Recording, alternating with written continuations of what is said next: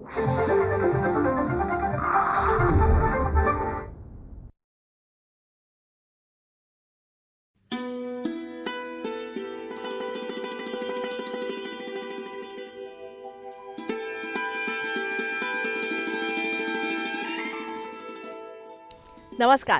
रयतेचा दरबारमध्ये आपणा सगळ्यांचं हार्दिक स्वागत. निरनिराळ्या सकारात्मक प्रयत्नांची माहिती आपण आपल्या ह्या कार्यक्रमातून करून घेतो, ज्याला उत्तम प्रतिसाद आम्हाला मिळत आहे. त्याबद्दल अनेक अनेक धन्यवाद. मंडळी, त्याच अनुषंगाने मागच्या भागासाठी सुद्धा खूप छान प्रतिसाद मिळाला.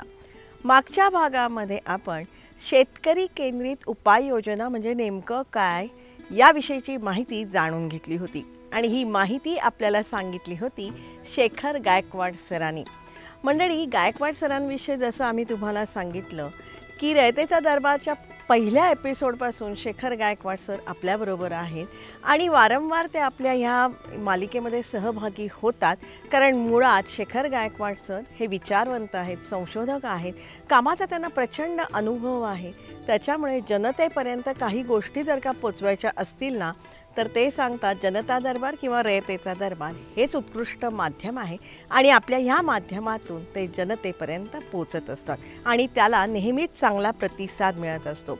मंडळी, गायकवाड सरांसारखेच असे अनेक अधिकारी किंवा चांगली व्यक्तिमत्व रयतेचा दरबारबरोबर जोडली गेली आहेत, याचा खरंच आम्हाला खूप आनंद मिळतो. अर्थात आम्ही ही जी माहिती सांगतो ना, ही जास्तीत जास्त लोकांपर्यंत आपण सगळ्यांनी पोचवायला पाहिजे. त्यासाठी रयतेचा दरबारमध्ये आपण सगळ्यांनी सामीलही व्हायला पाहिजे. त्यासाठीच एकमेकांना मदत करू, एकमेकांची काळजी घेऊया आणि सगळ्यांचं जगणं समृद्ध करूया. त्यासाठीच रयतेचा दरबार.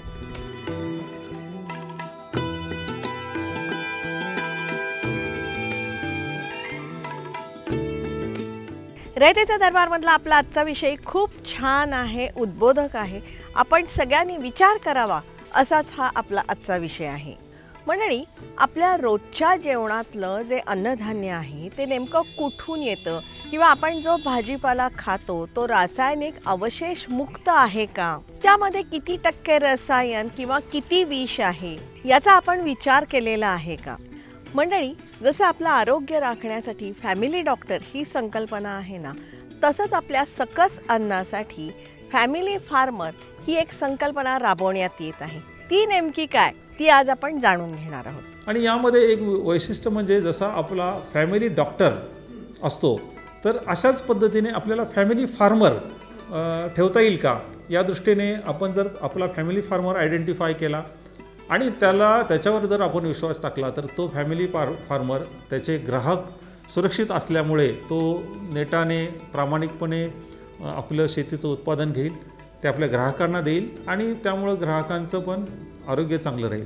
म्हणजेच मंडळी, रसायनमुक्त आणि ताज्या भाजीपाल्यासाठी किंवा अन्नधान्यासाठी आपण थेट शेतकऱ्यांशी संपर्क साधायला पाहिजे. त्यांना आपण थेट पैसे द्यायला पाहिजेत आणि ग्राहक आणि शेतकरी यांच्यामध्ये थेट संबंध प्रस्थापित करायला पाहिजेत. त्यासाठी शेतकरी वर्गाला नवीन तंत्रज्ञान असेल, नवीन वाणं असतील किंवा बाजार इत्यादी विषयीची सर्वांगीण माहिती असणं आवश्यक आहे किंवा प्रात्यक्षिकही दाखवायला पाहिजे. आणि ह्यासाठी कृषी महाविद्यालयांनी पुढाकार घेतला आहे आणि पुण्यामध्ये भव्य दिव्य कृषी प्रदर्शन 2025 त्यांनी मांडलंय. जगाला जे पाहिजे, पॉप्युलेशनला जे पाहिजे, रेसिड्यू फ्री आता लोकांना पाहिजे, ऑर्गॅनिक पाहिजे, नॅचरल पाहिजे, तर त्या दृष्टीनं या ठिकाणी रेसिड्यू फ्री आपल्याला कसं देता येईल, त्या दृष्टीनं आपल्या विद्यापीठामध्ये सगळ्या चारही विद्यापीठामध्ये संशोधन चालू आहे. आणि त्या संशोधनाचा भाग म्हणून आपल्याला त्याच्यामध्ये रेसिड्यू फ्री आपल्याला काय काय, हा सीझन रबी सीझन आम्ही असा निवडला की रबी सीझनमध्ये रिस्क कमी असतात. याच्यामध्ये रिस्क याच्या म्हणजे की पेस्ट डिसीजच्या रिस्क कमी असतात, वातावरण पावसाचं वातावरण नसतं, त्यामुळं इरिटेड क्रॉप आपण घेऊ शकतो. आणि यामध्ये पर्टिक्युलर जास्त एक्झॉटिक व्हेजिटेबल्स असतील, आपले व्हेजिटेबल्स असतील आणि आपले रबीमधले क्रॉप्स, असे 40 पिकाचं यामध्ये 100 व्हरायटी आम्ही या ठिकाणी लावलेल्या आहेत 10 एकर क्षेत्रावर. आणि त्यामध्ये आता एक्झिबिशनमध्ये स्टॉल जे आहेत, इनपुटचे असतील, मशिनरीचे असतील किंवा याच्यामध्ये टेक्नॉलॉजीचे असतील, असे जवळजवळ 110 स्टॉल आपण या ठिकाणी उभे केलेले आहेत. तर शेतकऱ्यांना या ठिकाणी बघता यावं, कॉन्फिडन्स निर्माण व्हावा की ऑर्गॅनिक याच्यामध्ये रेसिड्यू फ्री आपण करत असताना जे ऑर्गॅनिक पेस्टिसाईड फर्टिलायझर आहे, बायो पेस्टिसाईड आहे, बायो फंजिसाईड्स आहेत, याचा वापर कसा करता येईल आणि आपलं हे क्रॉप प्रोटेक्ट कसं करता येईल. कारण हा चॅलेंज असतं ह्याच्यामध्ये रोग आणि किडीला कंट्रोल करणं आणि त्या दृष्टीनं शेतकऱ्यांचा आत्मविश्वास वाढावा. या ठिकाणी या जे आम्ही 10 एकरवर एक्झिबिशन केलेलं आहे. सीइंग इज बिलिव्हिंग, विश्वास ठेवावा आणि त्याप्रमाणे त्यांच्या शेतावरती या प्रकारचं काम करावं की ज्या योगे त्यांना जे तंत्रज्ञान माहीत नाही किंवा त्यांना जी जात पिकाची माहीत नाही त्याची माहिती संपूर्ण मिळते. त्याचबरोबर त्याचं संपूर्ण तंत्रज्ञान मिळतं लागवडीचं आणि ते तंत्रज्ञान मिळाल्यानंतर ते चांगल्या प्रकारे उत्पादन काढू शकतात. आणि विशेष या संपूर्ण आजच्या प्रदर्शनाचा विशेष असा आहे की सस्टेनेबल ॲग्रिकल्चर आणि सेंद्रिय शेती किंवा सेंद्रिय उत्पादन हा तर आता काळाची गरज आहे.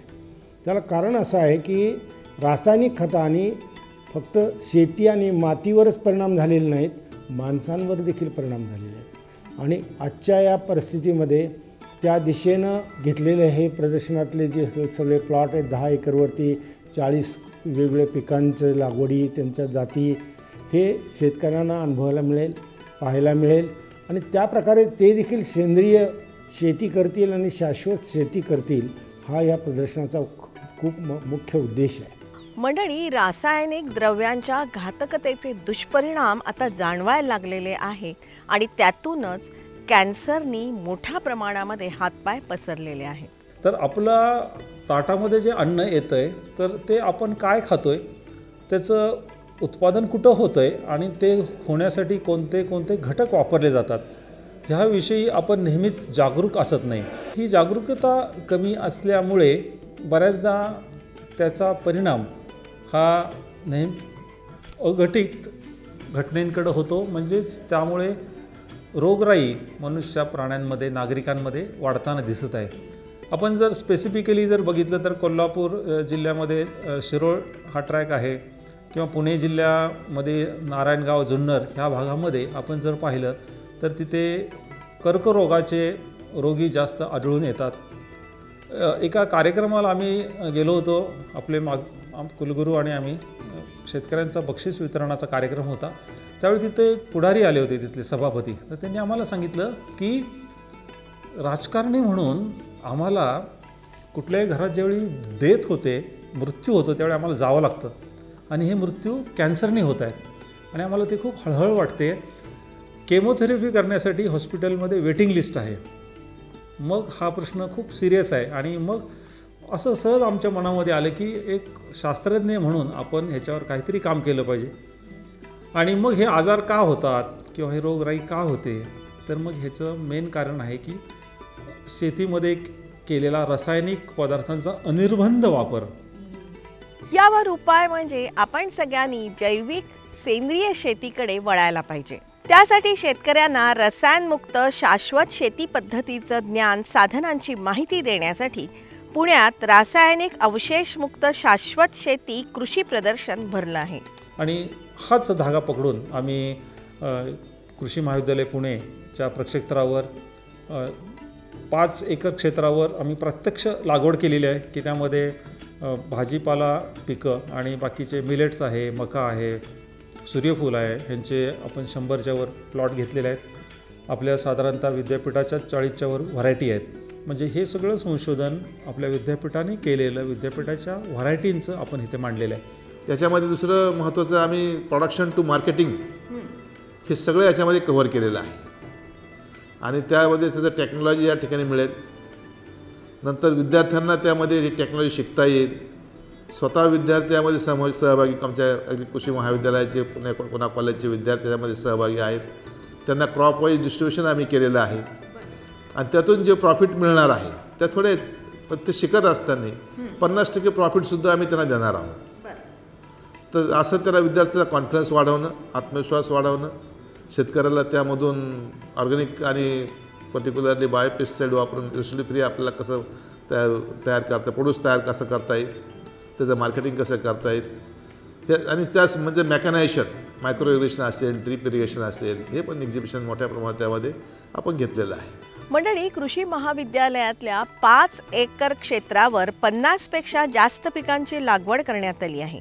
100पेक्षा जास्त प्लॉट्स आहेत आणि इथे मांडलेली ही सगळी कृषी विद्यापीठाची संशोधनं आहेत. मॅम, ही झुकिनी नावाचं एक फळभाजी आहे. तर हे एक्झॉटिक व्हरायटी आहे याची, अमेरिकन ओरिजिन आहे याचा. तर या पिकाची लागवड आम्ही 6 जानेवारीला केली होती. 6 जानेवारीनंतर 30 दिवसांनी याला पहिलं फूल लागायला सुरुवात झाली होती. फूल लागल्यापासून म्हणजे लागवडीपासून 45 दिवसांनी याला पहिलं फळ लागलं होतं. तर आत्तापर्यंत या प्लॉटमधून 7 वेळा आम्ही हार्वेस्टिंग केलेली आहे झुकिनीची. एका झुकिनीचे वजन हे 200 ते 300 ग्राम असतं. म्हणजे एका झाडाला त्याच्या पूर्ण जीवनकाळामध्ये 2.5 ते 3 किलो फळं लागतात. म्हणजे किलो त्याचं उत्पन्न निघतं एका झाडापासून आपलं.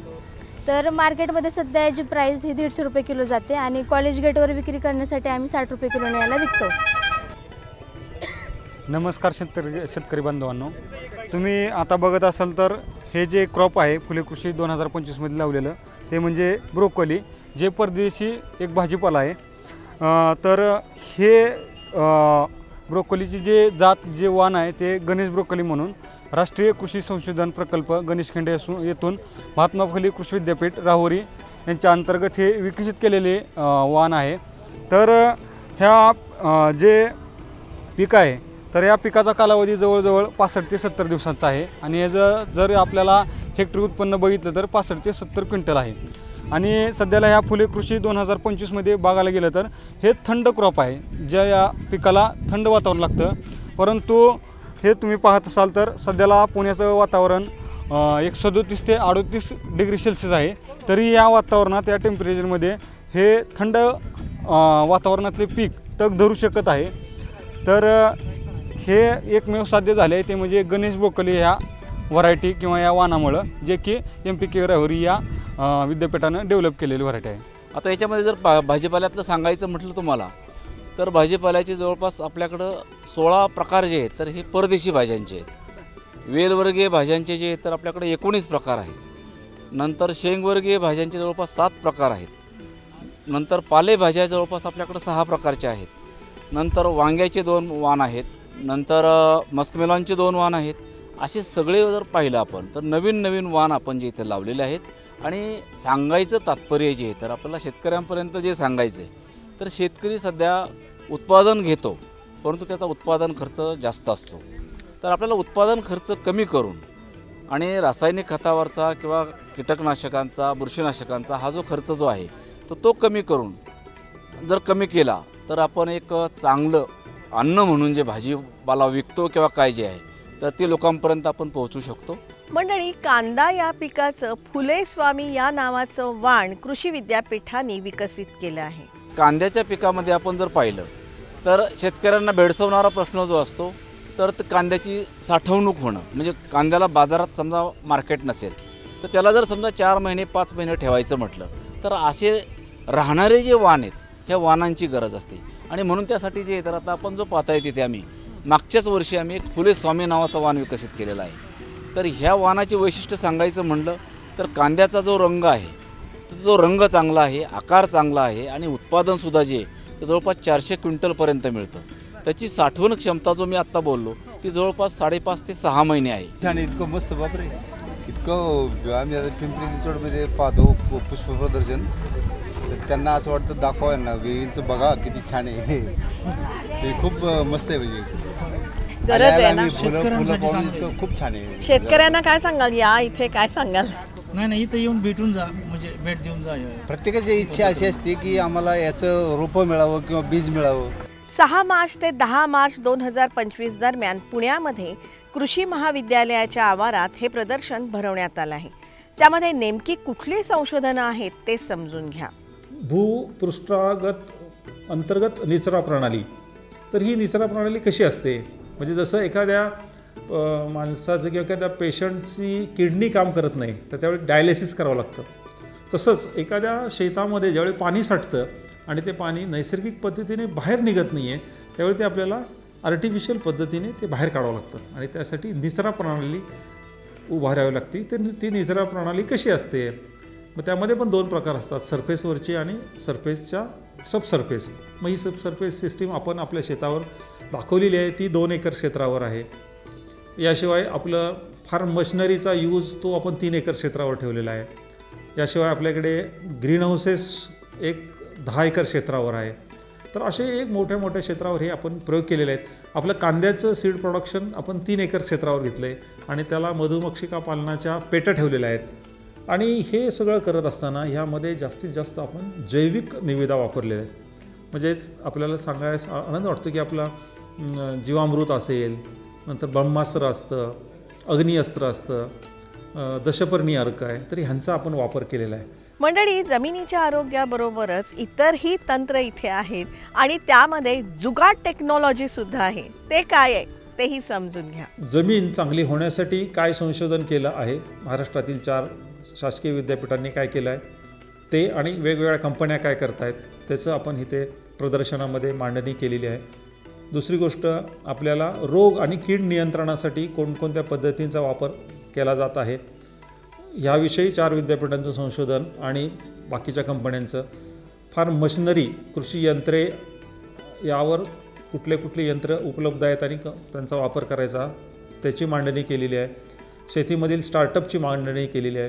त्याशिवाय शेतकरी जी जुगाड टेक्नॉलॉजी करतात, म्हणजे त्यांचं काम होण्यासाठी थोडंसं मॉडिफिकेशन करतात, ते प्रत्येक वेळी सायंटिफिक असेल असं नाही आहे. तर ते आपण पाहून त्यामध्ये सायंटिफिक इंटरव्हेन्शन करून ते कसं चांगलं करता येईल या दृष्टीने आपण प्रयत्न करत आहोत.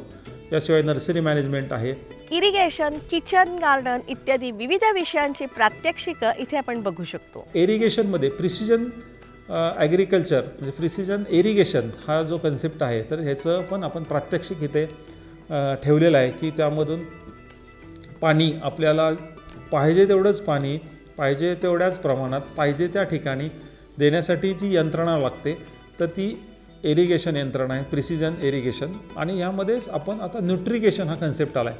म्हणजे कुठलाही पाण्याचा थेंब हा नुसताच पाणी म्हणून न देता त्यामध्ये पिकाला आवश्यक असलेली न्यूट्रियंट्स थोड्या का प्रमाणात असते ना ती द्यायची आणि त्यामुळे मग पिकाचं उत्पादन तर वाढतंच पण त्याची गुणवत्ताही वाढते. तर ती पण सिस्टीम आपण प्रत्यक्ष ठेवलेली आहे. कांदा बीजोत्पादनाचा सुंदर प्लॉट आपला 3 एकरचा आहे. तर त्यामध्ये आपण मधुमक्षिकाच्या पेट्या ठेवलेल्या आहेत की त्याच्यामुळे परागीभवन होऊन चांगलं होऊन कांद्याचं बीजोत्पादन वाढतं. आपण ग्रीनहाऊस टेक्नॉलॉजी ठेवलेल्या आहेत, त्यामध्ये हायड्रोफोनिक्स आहे, एरोफोनिक्स आहे. आणि याशिवाय एक शहरी नागरिकांसाठी एक कन्सेप्ट असा आहे की यामध्ये आपल्याकडे जागा कमी असते शहरांमध्ये आणि मग टेरेसवर आपण गार्डन करून घरामध्ये लागणारा जो काही भाजीपाला आहे त्याचं उत्पादन घेऊ शकू का, ते कसं घ्यायचं चांगल्या पद्धतीने. त्याचबरोबर 5ही दिवस विविध विषयांवरची चर्चासत्र इथे आयोजित करण्यात आली होती. इथे आल्यामुळे आम्हाला भरपूर गोष्टी समजल्या असं अनेक शेतकऱ्यांनी आम्हाला सांगितलं. पण जे आम्ही पाहायला येणारे शेतकरी होतो त्या पाहायला येणाऱ्या शेतकऱ्यांच्या ज्ञानामध्ये विद्यापीठांनी त्यांच्याकडे असणाऱ्या सोयीसुविधा आणि त्यांच्या विद्यार्थ्यांनी घेतलेले प्रात्यक्षिक प्लॉट हे पाहिल्यानंतर असं आम्हाला प्रकर्षाने जाणवून आलं की आपण कोणत्या स्वरूपात शेतीची रचना केली पाहिजे.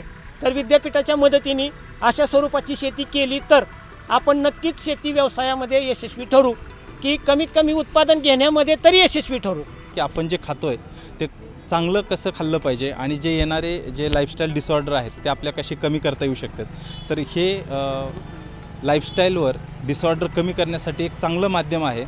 जसं आपल्याला एक फॅमिली डॉक्टर असतो तसं एक फॅमिली शेतकरी म्हणून किंवा आपल्या किचन गार्डनिंगमध्ये छोटंसं आपल्यापुरते काय होईना आपण भाजीपाला कसा करू शकतो ह्या संदर्भातलं जे टोटल मार्गदर्शन आहे इथं दिलं जातं आहे. हो, जैविक जे आम्ही आमच्याकडे बघलं पण नाही आणि जे आमच्याकडे उगवलं पण नाही ते आम्हाला इकडे थोडंसं नवीन बघायला भेटतं इथं.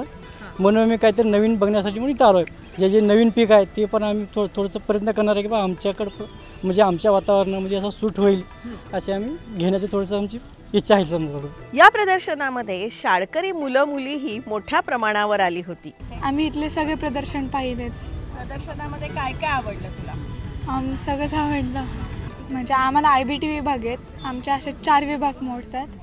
त्याच्यात शेती पण आहे. म्हणजे शेतीच्या संदर्भात आम्ही म्हणजे या प्रदर्शनाला भेट द्यायला आलो आहे. मंडळी, शेती क्षेत्राचा सर्वांगीण विचार करून हे भव्य दिव्य प्रदर्शन साकारण्यात आलं आहे आणि त्यासाठी विद्यापीठाच्या प्रत्येक घटकानं प्रचंड मेहनत घेतलेली आहे. त्याचं हे दृश्य स्वरूप भव्य दिव्य आहेच, पण ह्यामुळे अनेकांना लाभ सुद्धा होत आहे आणि म्हणूनच या सर्व घटकांचं आपण सगळ्यांनी कौतुक करायला पाहिजे.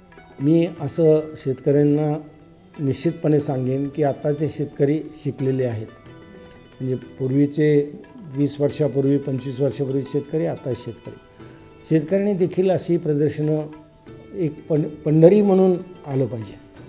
आणि तिथलं जसं आपण पंढरपूरला गेलो तर आशीर्वाद मागतो देवाचा, तसं इथं येऊन इथला हा कामाचा निश्चय करावा की या प्रमाणे मी करेन आणि त्याप्रमाणे जर केलं तरच भविष्यकाळ शेतकऱ्यांचा देखील उज्ज्वल पुढं भविष्यकाळात राहू शकेल. म्हणून ही प्रदर्शनं फार गरजेची आहेत. जागतिक आरोग्य संघटनेने जे 17 गोल्स दिलेले आहेत, तर त्यामध्ये आपला जो एक गोल असा आहे की आपली जी माती आहे आणि पाणी आहे त्याचं आरोग्य चांगलं राखायचं आहे. आपल्याला पुढच्या पिढ्यांकडे हा जो वारसा आहे तो आपल्याला न्यायचा आहे, द्यायचा आहे. मग तो वारसा आपण कशा तऱ्हेने देणार आहोत? मग ह्या 2 स्रोत जे आहेत त्यांचं आरोग्य जपण्यासाठी आपल्याला झटावं लागणार आहे. मग आपण जमीन आणि पाण्याचं आरोग्य चांगलं ठेवलं की पिकांचं आरोग्य चांगलं राहील. पिकांचं आरोग्य चांगलं झालं की आपल्या मनुष्यांचं आरोग्य चांगलं होईल. आणि हे सगळं साधण्यासाठीचा एक उपक्रम किंवा एक अट्टहास किंवा एक पायरी म्हणून आम्ही हे शाश्वत शेती फुले कृषी 2025 अत्याधुनिक तंत्रज्ञानाची शेतीचं प्रात्यक्षिक आणि प्रदर्शन आयोजित केलेलं आहे.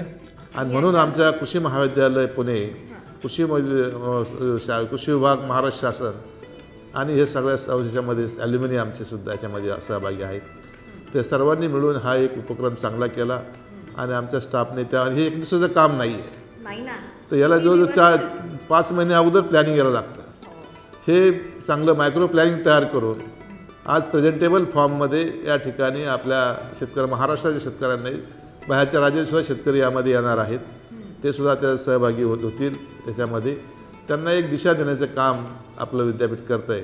त्यासाठी हा उपक्रम घेतलेला आहे. रसायनमुक्त अन्न ही काळाची गरज आहे आणि ते आपण सगळ्यांनी समजून घ्यायला पाहिजे आणि आपल्या रोजच्या जीवनामध्ये आपण त्याचा अंगीकारही करायला पाहिजे. त्यातूनच आपला जीव वाचणार आहे आणि म्हणूनच अशा प्रकारच्या उपक्रमांना आपण दाद द्यायला पाहिजे. हे सारं तंत्रज्ञान वास्तवामध्ये आपण स्वीकारायला पाहिजे. त्यातूनच मंडळी आपलं सगळ्यांचं जगणं निरामय व्हावं म्हणून कृषी विद्यापीठाचे अनेक हात आपल्या मदतीसाठी आहेत. मंडळी, हे कृषी प्रदर्शन 10 मार्चपर्यंत पुण्यामध्ये होतं, पण त्यानंतरही काही दिवस ते तसंच सुरू राहणार आहे. प्रात्यक्षिकही दाखवली जाणार आहेत. तेव्हा आपण सगळ्यांनी त्याचा जरूर लाभ घ्यावा. त्याच अनुषंगाने आपला आजचा भाग तुम्हाला कसा वाटला हे तुम्ही जरूर जरूर आम्हाला कळवा. संपर्कासाठी आमचा पत्ता आहे raytechadarbar@gmail.com. जरूर आमच्याशी संपर्क साधा. तुमच्याकडे काही माहिती असेल, प्रश्न असतील, सूचना असतील ते तुम्ही आमच्यापर्यंत नक्कीच पोचवा. रयतेचा दरबारचे हे जे सगळे एपिसोड आहेत ना, हे तुम्ही वारंवार बघू शकता आमच्या यूट्यूब चॅनलवरून. 450च्या वर आपले हे एपिसोड आहेत. त्यासाठी जनता दरबार, रयतेचा दरबार या दोन्ही नावाने आमची यूट्यूब चॅनल आहे, जी तुम्ही सबस्क्राईब करण्याची गरज आहे. रयतेचा दरबार आम्ही प्रसारित करत असतो दर सोमवारी रात्री 9 वाजता सह्याद्री वाहिनीवरून.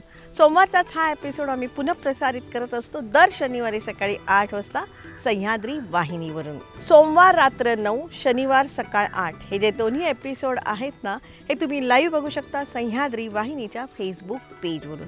जरूर बघत राहा, कारण ही जी माहिती आम्ही तुम्हाला सांगत आहोत ना, या माहितीच्या उपयोगामुळे अनेकांचे लाभ होत आहेत किंवा होऊ शकतात. हा मात्र त्यासाठी ही माहिती त्यांच्यापर्यंत पोचण्याची आवश्यकता आहे. त्यासाठीच एकमेकांना मदत करू, एकमेकांची काळजी घेऊया आणि सगळ्यांचं जगणं समृद्ध करूया. त्यासाठीच रयतेचा दरबार.